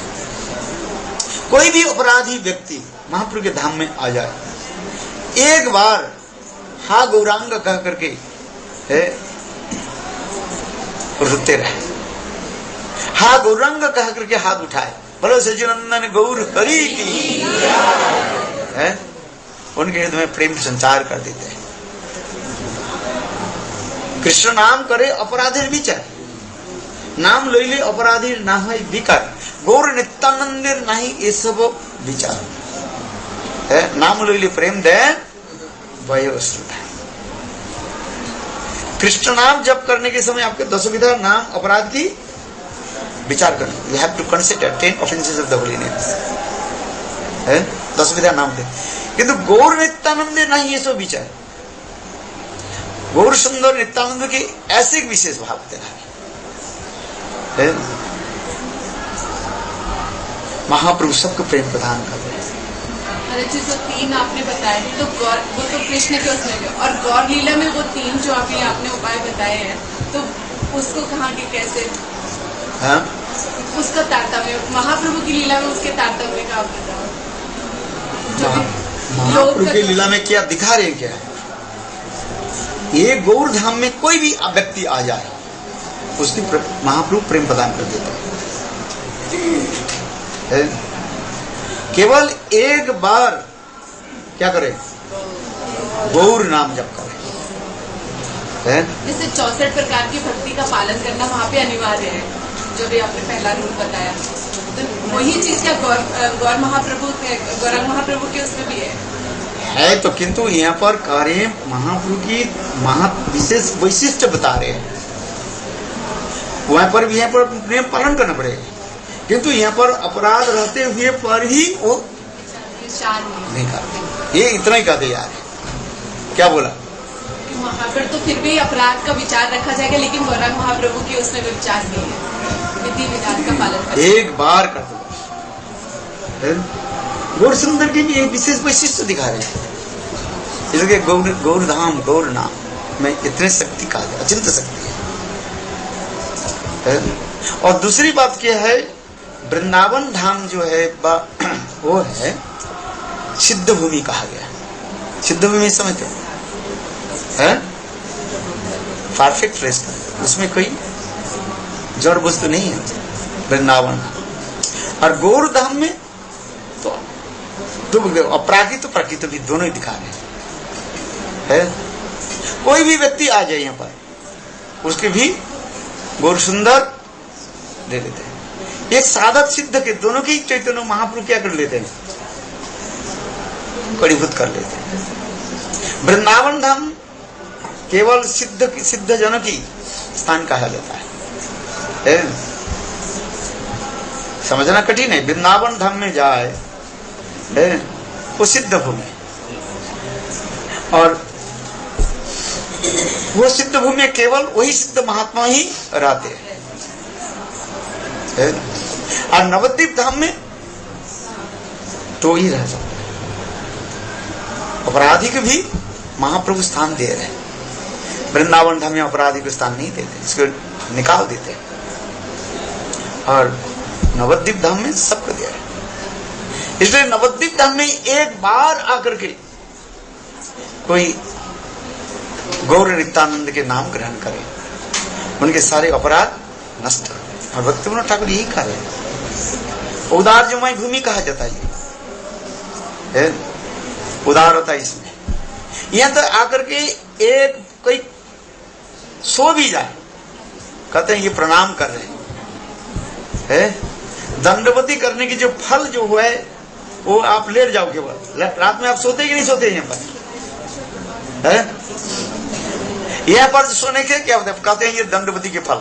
गिरिराज गोवर्धन आदि लोग दंडवती देते, देखा ना आपने, है कितने जो दंडवती देते। बोले यहाँ पर सो जाओ, बस कुछ करना नहीं पड़ेगा, वो दंडवती की फल आपकी प्राप्ति हो जाए।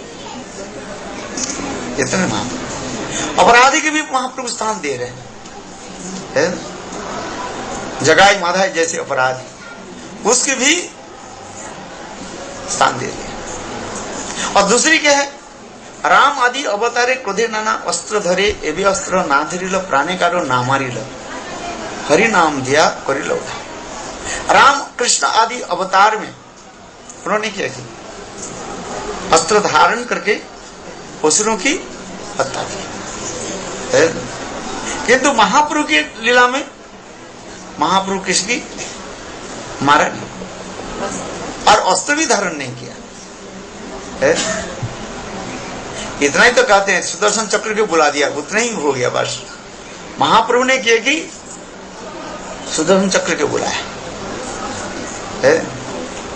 तब नित्यानंद प्रभु ने उनके कहा, प्रभु आपने तो प्रतिज्ञा की ये गौर अवतार में आप कोई अस्त्र धारण नहीं करेंगे। देखो ये समस्त अधिकार है, महाप्रभु की धाम में इतने वैशिष्ट कार्य है। इसलिए कह रहे हैं अचिंत शक्ति के एक विशेष वैशिष्ट अधिकार है। किंतु बद्ध जीव माया के द्वारा भ्रमित होकर के सामान्य मानते रहते हैं, किंतु वास्तविक चिन्मय वस्तु है। चिन्मय दिखाई नहीं पड़ता है तो कैसे करें। चलो आगे इसलिए कहते हैं,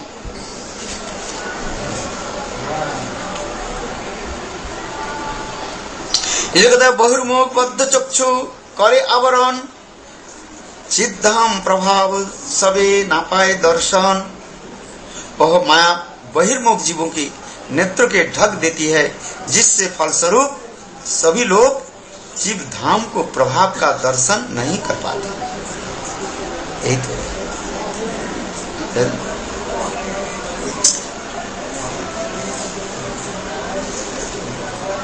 इसलिए कहता है गौड़ मंडल में जार है बाज निरंतर बड़ भगवान से संसार भीतर।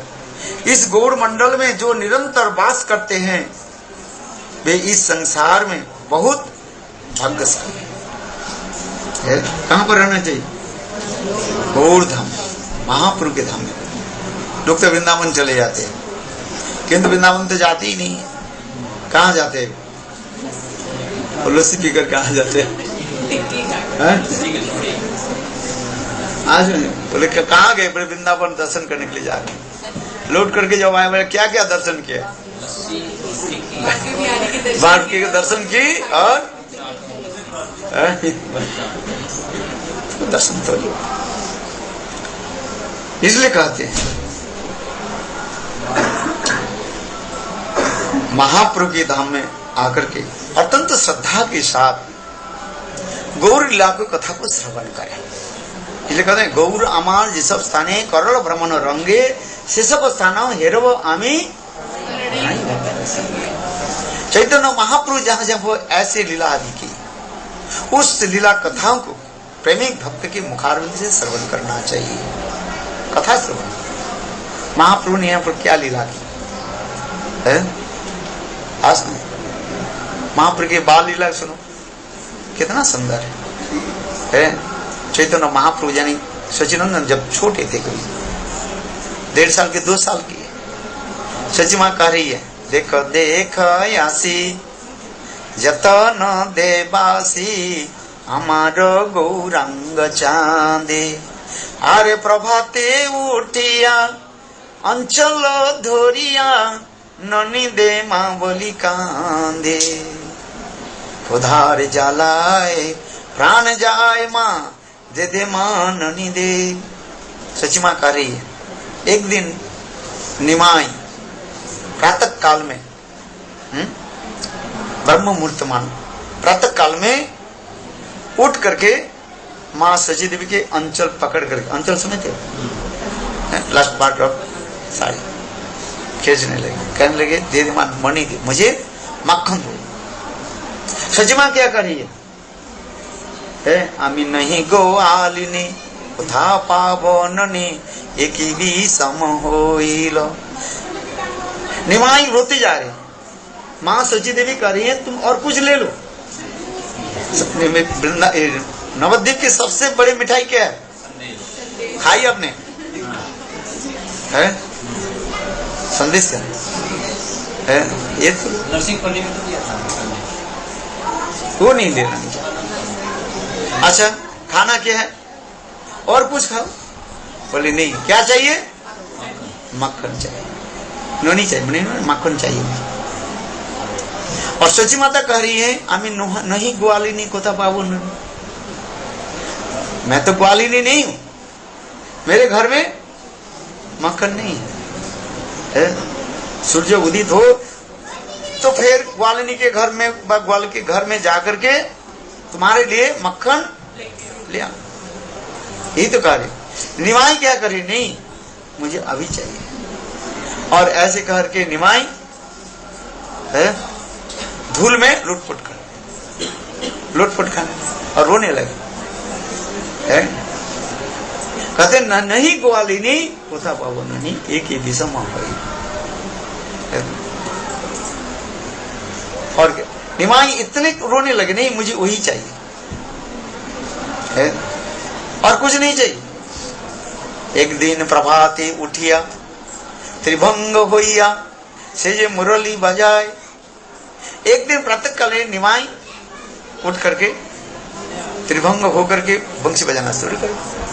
शशि माता सोचने लगी मेरे बालक निमाई क्या वो कृष्ण है, बोले कृष्ण तो नहीं है। सुने छी पुराने नंदेर भवने ऐसे चील कृष्ण राय। सची मां कह रही है मैं पुराण भागवत में श्रवण किया ये कृष्ण दापर युग में नंद भवन में वो आए थे। क्या मेरे माँ वो बंशी बजाए, कृष्ण छोड़ कर कोई बंशी बजाए है? राम ने बंशी नहीं बजाया, किसी अवतार बंशी नहीं। तो हमारे बालक निमाई कैसे कृष्ण हो जाए, इसलिए कह रहे हैं। फिर देखा क्या वही छोटे बालक जैसे दिखाई पड़ने, इसलिए कभी कभी मुझे भ्रमित कर देते हैं क्या मेरे बालक निमाई वही कृष्ण है। नहीं ये कृष्ण नहीं हो सकता है, क्यों वात्सल्य भाव में माँ सची माता वात्सल्य भाव में इतने डूबी हुई है, इसलिए वो नहीं मानती है ये मेरे बालक है निमाई कृष्ण वात्सल्य भाव। इसलिए कहते हैं कि भागवत में तो सुना मैंने कृष्ण के बारे में, कृष्ण बंशी बजा के मेरे बालक कैसे है। अच्छा ये तात्पर्य क्या है, यही यह नवद्वीप धाम जो है अभिन्न वृंदावन का है। चैतन्य महाप्रभु यहाँ पर तैथिक विप्र के भी तथ्य विप्र समिति के उनको भी अपने बाल स्वरूप दर्शन करें, कृष्ण स्वरूप दर्शन करें, अष्टभुजा अष्टभुजा मूर्ति दर्शन करें।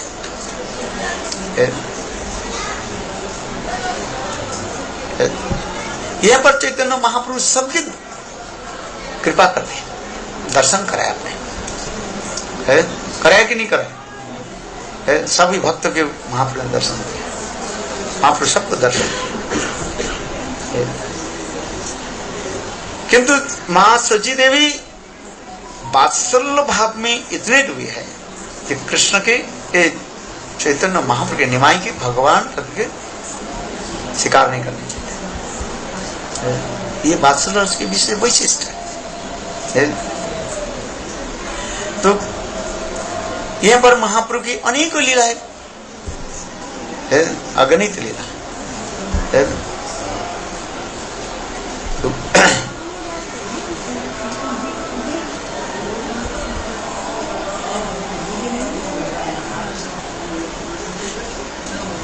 इसलिए कहते हैं महाप्रभु की ये लीला ललाम भूमि यह अभिन्न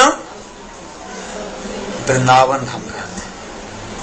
नवद्वीप धाम जो है अभिन्न वृंदावन, केवल इतना ही कहते हैं कि एक औदार्य धाम और एक माधुर्य धाम है। वृंदावन धाम की कहा जाता है माधुर्य प्रधान, औदार्य कहा जाता है। पर माधुर्य प्रधान होता है वृंदावन में और औदार्य सेकेंडरी बन जाता है। और नवद्वीप धाम में औदार्य क्या होता है? प्रधान हो जाता है और माधुर्य सेकेंडरी। इतना ही तक। और यहाँ पर सबकी प्रेम प्रदान करते जा रहे हैं, अधिकार अनधिकार विचार नहीं करते सबके। यह तो भी चैतन्य चैतामृत में कृष्णदास कविराज वर्णन कर रहे हैं 6 प्रकार के अनधिकारी व्यक्ति महाप्रभु के प्रेम को जो उसको ग्रहण करना नहीं चाहते और महाप्रभु उनके पीछे पीछे दौड़ रहे, उनको भी प्रेम प्रदान किया। वो 6 प्रकार कौन कौन है? कुतार्किक, जो कुतर्क करने वाले, पढ़ुआ, जो पढ़ लिखे पढ़ने वाले है, बस है पढ़ुआ का पढ़ते हैं किंतु शास्त्र की तात्पर्य नहीं समझते, उसे पढ़ुआ, कुतार्किक, अपराधी जन, महाप्रभु के सामान्य मनुष्य समझ के अपराध भी करते हैं। इसके बारे में कहा। और कुतार्किक और अद्वैत क्या बोले मायावादी है, जो ब्रह्म कहा करके बस ब्रह्मलीन होना चाहते हैं, उनके भी चैतन्य महाप्रभु ने कृपा की। और अधम किसको कहा जाता है? जो भगवान के जो है मनुष्य बुद्धि आदि करके रखते हैं, नराधम का, उसके भी महाप्रभु ने की, उनको भी कृपा करते हैं। निंदुक माने जो निंदा करते हैं, उसको भी महाप्रभु कृपा की है। जैसे उदाहरण ओ क्या बोले,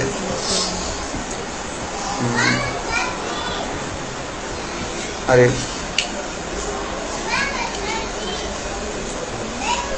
शिवास ठाकुर जी के ऊपर निंदा करने वाले चपाल गोपाल की भी महाप्रभु ने कृपा करते हैं। श्रीवास ठाकुर के ऊपर निंदा करने, भक्त निंदा करना शुरू कर दिया। अरे श्रीवास क्या करते हैं? ये देवी पूजा करते हैं, मंत्र तंत्र करके कुछ ऐसे दुष्कार्य आदि करते हैं। किंतु महाप्रभु ने क्या की? उनको पहले महाप्रभु के दंड भी दिया, उनके कुष्ठ व्याधि कर, कुष्ठ व्याधि हो गया, उनके घर के लोग उनके बाहर निकल दिए, चपल गोपाल को, गंगा के तट पर जाकर पड़े रहे, इतने शरीर से इतने दुर्गंध निकलने लगे, उनके घर की कोई व्यक्ति उनको भी दान नहीं दिया। अद्वैत चैतन्य महाप्रभु नित्य प्रत्यह गंगा स्नान के लिए जब जाते थे और महाप्रभु के देख करके रोते थे, मुझे क्षमा कर दो। तो महाप्रभु ने क्या कहा? तुम भक्त के चरण में अपराध, श्रीवास जैसे मेरे भक्त है, अनंत काल तक तुम्हें ऐसे नरक में डाल दूंगा। ये तो कुछ नहीं है? मैंने तुमको जो दंड दिया कुष्ठ व्याधि, लेप्रेसी, ये तो कुछ नहीं है, इसके अनेक जन्म तक नरक में डाल। तब वो रोने लगे। फिर महाप्रभु जो सन्यास लेकर के जब पधारे तो महाप्रभु उनको भी उद्धार कर, यही महाप्रभु की विशेषता है।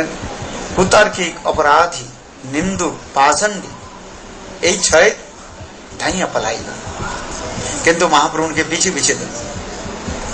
साधु भट्टाचार्य जैसे मायावादी, और उनके पीछे भी वो नवद्वीप धाम पे छोड़ करके चले गए जगन्नाथपुरी, है सर्व भट्टाचार्य। हम लोग जाएंगे वो सर्व भट्टाचार्य के स्थान। देखो महाप्रभु सन्यास के उपरांत कहाँ गए? जगन्नाथपुरी। और जगन्नाथपुरी में जाकर बस सर्व भट्टाचार्य के घर में ही रहे और उनके अंत में उद्धार किया। तो ये महाप्रभु की विशेष वैशिष्ट दिखा रहे है। सभी के महाप्रभु ने की कृपा की, पशु पक्षी लेकर के सबको महाप्रभु ने कृपा करता है। महाप्रभु के इसलिए धाम की कहा है। देवानंद पंडित है, जिसके नाम पर श्रील परम गुरु महाराज ने देवानंद गौड़ी मठ स्थापन किया है। आज देवानंद पंडित भी अपराध किया है, श्रीवास जी के चरण में अपराध कर दिया है। देवानंद पंडित बड़े विद्वान थे, पंडित थे, भागवत के प्रवक्ता भी थे। एक दिन भागवत पाठ कर रहे, बहुत सुंदर में सुरीली कंठ से भागवत पाठ कर रहे थे, और उस समय श्रीवास ठाकुर जी उपस्थित हुए और श्रीवास ठाकुर नारद थे। श्रीवास ठाकुर उस कथा को सुन करके रोने लगे। श्रोता कहने लगे नया व्यक्ति कहां से आ गया, ये रो रहे, हमें श्रवण सुनने में बाधा से थी। देवानंद पंडित ने कुछ नहीं बोले, कुछ भक्त लोग उनको बाहर कर दिया। महाप्रभु जब सुने, महाप्रभु आए, आकर के देवानंद पंडित के भागवत को फाड़ दिया। आप देखेंगे वहां पर जाएंगे ना, कल जाएंगे ना, देवानंद गौड़ी मठ के जो गेट के में जो स्टैचू लगा है, देखना।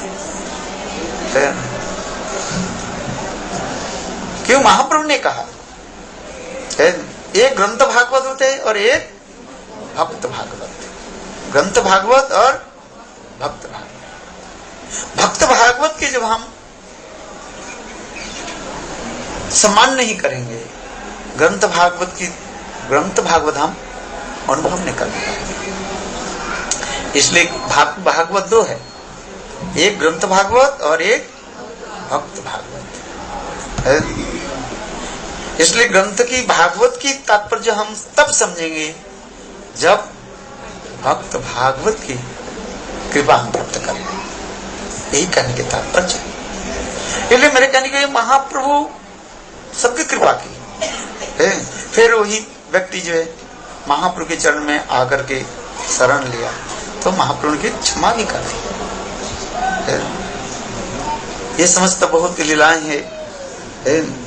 ये महाप्रभु के दिव्य अलौकिक स्थान है। चलो आगे चलते हैं, 6 तो बज गए। आज महाप्रभु की विशेष वैशिष्ट यहाँ पर दिखाए। जो मैंने कहा था कृष्ण की जो वैशिष्ट है महाप्रभु की, वो विशेष वैशिष्ट दिखाए गए। ये महाप्रभु की विशेष वैशिष्ट दिखाए।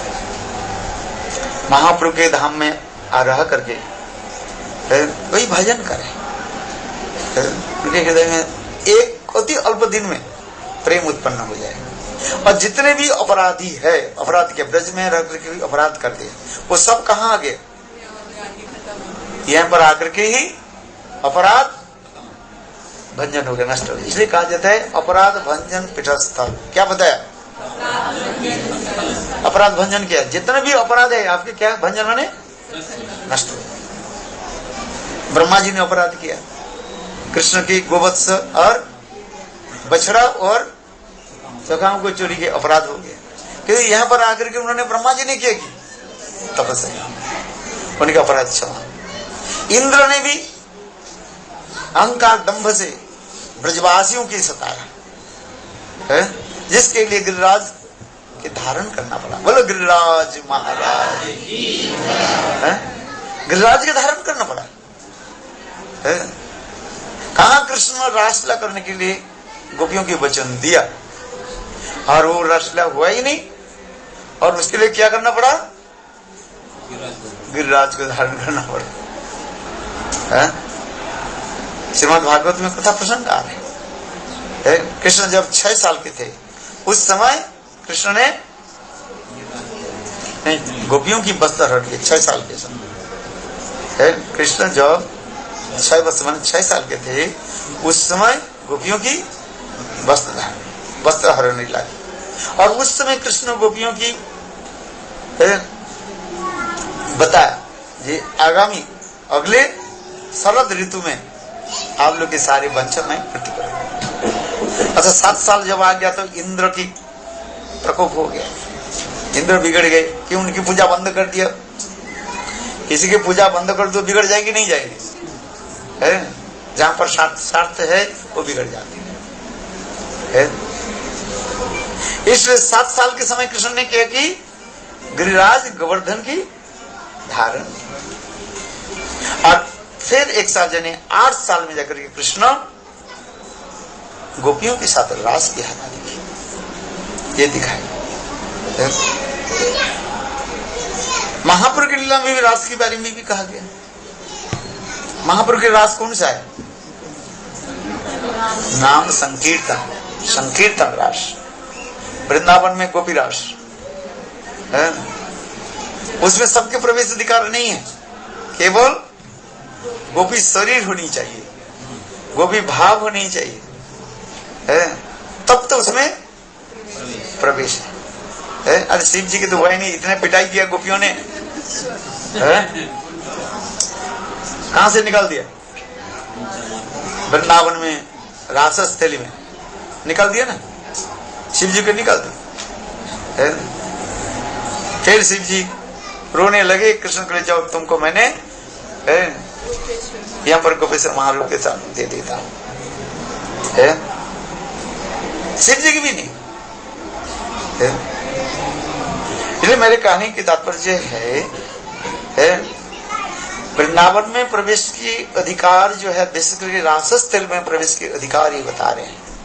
एक तो गोपी भाव होनी चाहिए, गोपी शरीर होनी चाहिए, है, और गोपियों की अनुगत्य में तब प्रवेश होती है। शिव जी ने तो किसी की अनुगत्य स्वीकार नहीं किया। पूर्णमासी देवी के बोले मैं रास दर्शन करना चाहता हूँ। पूर्णमासी देवी ठीक है, ब्रह्म कुंड में उसको स्नान कर डुबा दिया और देखा तो गोपी शरीर हो गई है। और गोपी शरीर तो ऊपर से करिए, गोपी शरीर है, अंदर में क्या भगवान है। चलो यहाँ पर आकर के रासस्थली में बैठ गए। कृष्ण बंसी बजाई, सारे गोपियां आई, कृष्ण बहुत प्रसन्न हुए। इसके बाद कृष्ण बोले आज रास करना चाहिए, किंतु रास क्या करें? बोले आज मन नहीं लग रहे, उदास हो रहे। क्यों? बोले कोई विजाति व्यक्ति है। बोले सब जाति तो सब है। बोले आप तो अकेला पुरुष है, और कोई पुरुष थोड़ी है, हम तो सब गोपी है। बोले नहीं यहाँ पर और कोई है, देखो सारे गोपियां ढूंढते ढूंढते देखो है, ईशान कोण में है बैठी रही, एक स्त्री बैठी है। तुम्हारे नाम क्या है? अरे पता नहीं, नाम भी पता नहीं है। तुम्हारे खसम कौन है? ये भी तो पता नहीं, नाम भी पता नहीं, कौन सा गांव में जन्म है, तो शादी है कौन से गांव में ये तो बताओ, ये भी पता भी नहीं। तो गोपियां से नहीं, यही विजाति। तब सारी गोपियां उनके इतने गुलचा इतने पिटाई करने लगे, रोने। फिर पूर्णमासी देवी आए, कहने सारी पूर्णमासी देवी ने बात सुनाए। फिर कृष्ण ने उनको गोपियां उनके कहा, हे महादेव आप तो हमारे परम प्रिय भक्त हो, आप यहीं निकट में जो है वो कहीं पर आप गोपीश्वर महादेव के रूप में विराजमान रहे। कोई भी हमारी ये रासस्थल में प्रवेश करे, आपसे ही क्या लेना पड़ेगा? उनकी ही अनुमोदन होनी चाहिए। उनके आदेश बिना कोई प्रवेश नहीं कर सकते, गेट कीपर बना दी। तो फिर आगे जाकर देखो, मेरे कहने की तात्पर्य है, शिव जी भी यहाँ पर आकर के भी तपस्या दी है। शिव जी की महिमा अनेक है। स्वयं भगवान के साथ भी वो लड़ लिया, जिद्द कर लिया है। और फिर अंत में भगवान की चक्र देख करके बाद भागते भागते है यही नवद्वीप धाम में आ गए, और नवद्वीप धाम में आकर के ही उन्होंने रहना, जिसके काम जाएंगे हरिहर क्षेत्र जाएंगे, शिव जी की कथा हम श्रवण करेंगे। तो ये समझते जितने भी अपराधी हो, जो कि महाप्रभु उनको क्या देते हैं? स्थान दे देते हैं। जिसमें अपराध रहने पर भी महाप्रभु उनको क्या करते हैं, स्थान दे देते हैं। यहाँ पर अगर भजन करो, चलो यहाँ पर हो, कहीं जाने की जरूरत नहीं है।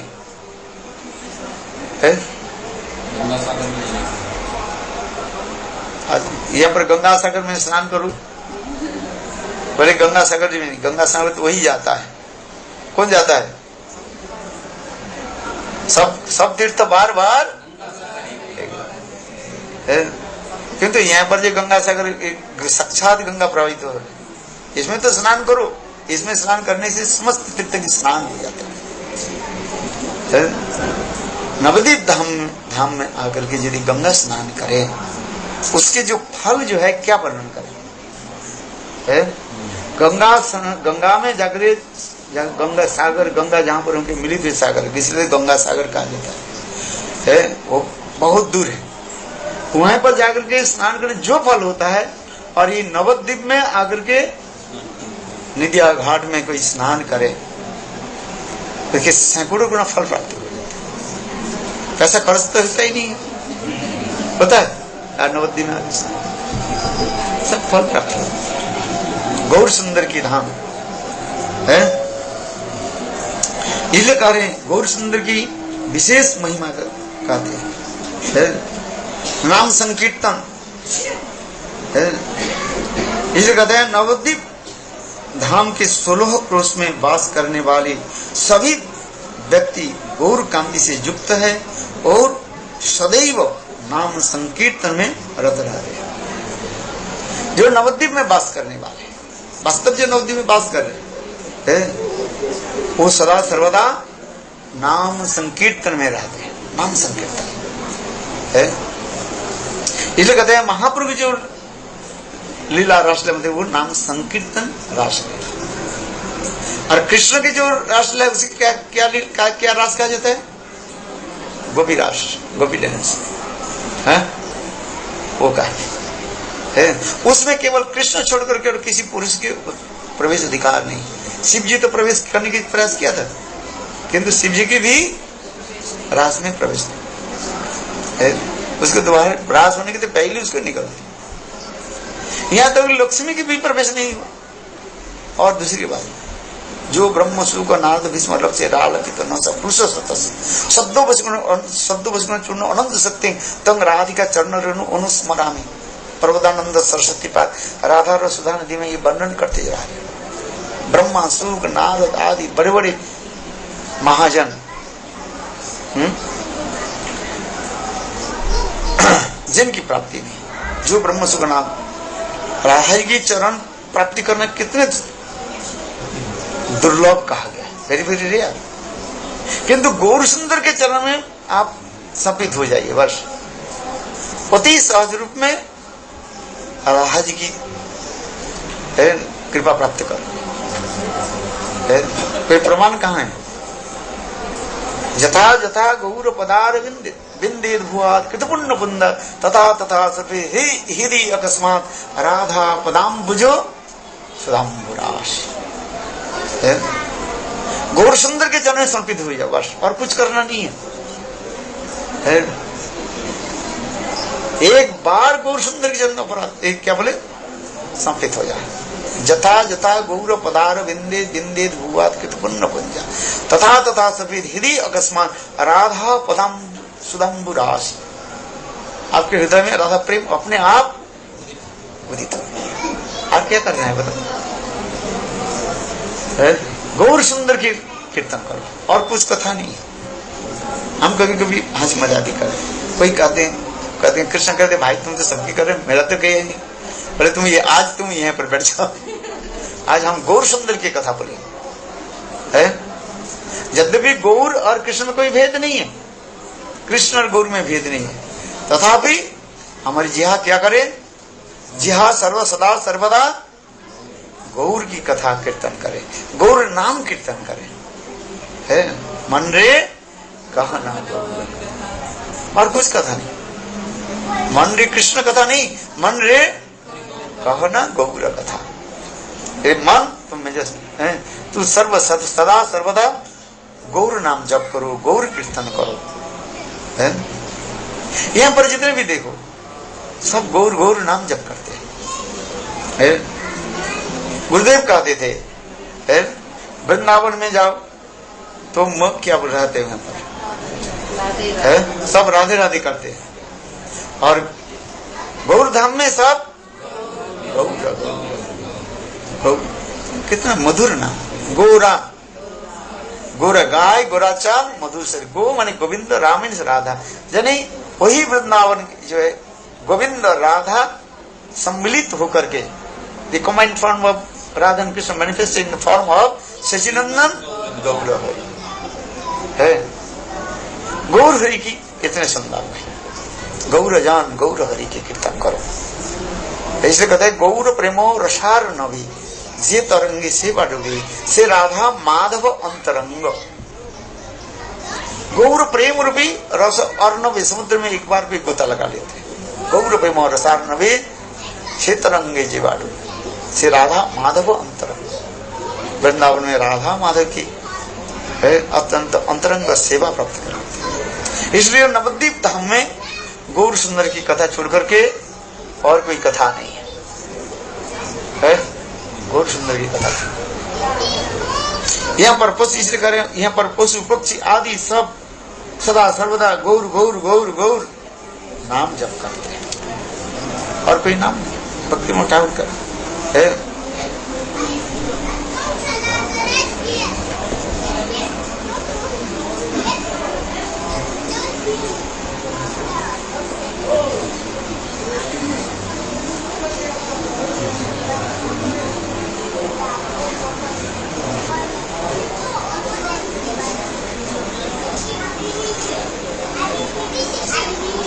देवता लोग भी इस गौर धाम में मनुष्य शरीर धारण करके तपस्या करते हैं। इसलिए कह रहे हैं देव बुद्धि जत दीन नहीं पाए दूरे, जत दीन दैव भाव मने नहीं ईश्वरी, तत दीन श्री गौर निताई कृपाधान, ब्रह्मा शिव आदि तार पाई करिया जतन। क्योंकि जब तक देह बुद्धि रहता है, अर्थात मैं देवता हूँ, देवता लोग भी कहते हैं, ये समझते जो है जब दूर नहीं होती, मन में दैन्य भाव स्फुरित नहीं होता, तब तक उनके जत्न करने पर भी गौर नित्यानंद की कृपा रूपी धन को वह ब्रह्मा शिव आदि की ही प्राप्त नहीं कर पाते। यहाँ पर अगर कैसे रहना चाहिए, दीनहीन होकर दैन्य के साथ है, दीनहीन होकर रहना चाहिए।